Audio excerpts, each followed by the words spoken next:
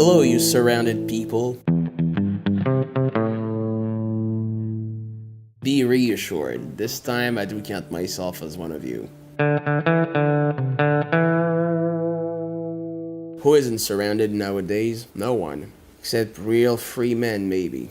To start with, this paradoxical alienation is just an illusion. You think you belong to a circle of acquaintances, or even worse, friends. You, me, everyone, we're just surrounding each other, in spite of ourselves. Here's what we get from betting everything on social media. We're all victims of these deceptive relationships, and social media is the main culprit. You're like a wild beast who's living in a forest defined by man and that's getting shot at by influence hunters.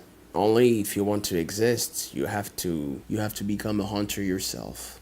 It is your fate. You have to be socialized. You are trapped. You are witnessing the sickening vision of a mass that's getting its huge, deformed ass stand on a beach where tourists are swarmed and making their life perfectly virtual instead of making it truly alive.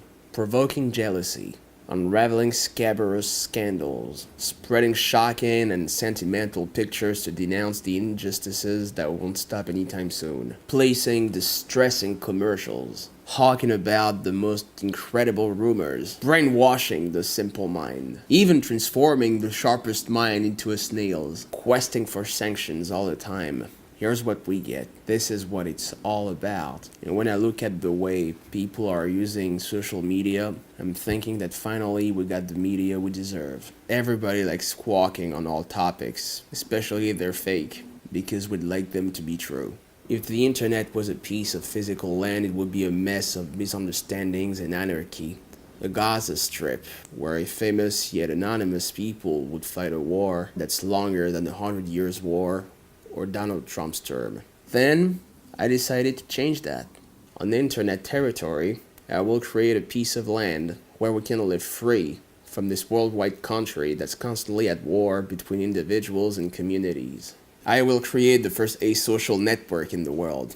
A real no man's land where it will be impossible to accept friend requests because it will be impossible to send them. This way it will be impossible to be solicited by this one or that one. And therefore, no way to see their opinions that are as interesting as the last time I pulled my pants down. There will be less virtual fighting with your friends, with whom you should go have a drink a bit more often, instead of clashing on some lame videos. These endless debates that are punctuated with all the nuances of human servility will then be tremendously cut short. No final word on all of this, because none of this will have actually started. It will also be very complicated to upload some pictures, unless they're interesting.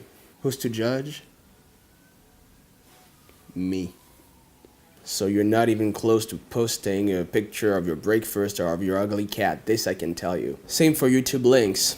On my network, they will automatically be rejected unless you're sharing my videos. Same thing for comments. There will be censorship. There will be censorship because I don't want to debate or nuance. It will be too long and a lost fight in advance. No negativity, even constructive negativity, will be tolerated. You will have to be correct and say that my channel is the best one that's on the internet and that I am a wonderful guy, and why not desirable guy. Otherwise, I'll take you all for a bunch of haters. In short, the asocial network will be a little spot for selfish self-centricism, where you will be posting things for you, for me, on me, unless it already exists. The only thing I'm afraid of is not really dying, but of continuing to exist on these asocial networks. I hope when I feel I'm going, I will have a sharp brain enough to delete myself from these virtual spheres in order to join a paradise that is, I'm sure, much better than anything we've written about it. And also, I wouldn't like to disappoint the friends who, ignorant about my death, will keep sending me postmortem friend requests. That's it. Next week, if you subscribe to this mortal channel, I'll explain to you how life is a little bit like a bottle of wine. We're always happy to see we have some left, but when we're getting drunk, that means we're getting old. Alright, see you, modest dictators.